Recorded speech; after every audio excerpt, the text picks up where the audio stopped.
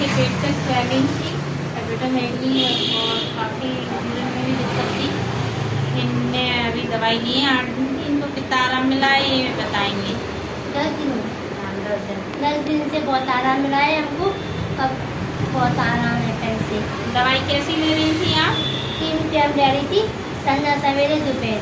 पानी में डालने वाली थी कि ऐसी? नहीं, पानी में थी 10-15 बूंदे, 15 बूंदे भी आती थी, 20 बूंदे आती पानी में डालने की। सिर्फ एक ही खांसी आपकी कैसी है? खांसी आराम है पेन से, जुकाम आराम है, खांसी अब कम उठती है सूट में। टसकासे से दवाई से टसकाता ना तो उठती है, वैसे नहीं उठती। पेट में आराम है? हाँ, पेट में आराम है पेन से। ठीक है, दवाई लीजिए आप, आराम मिलेगा।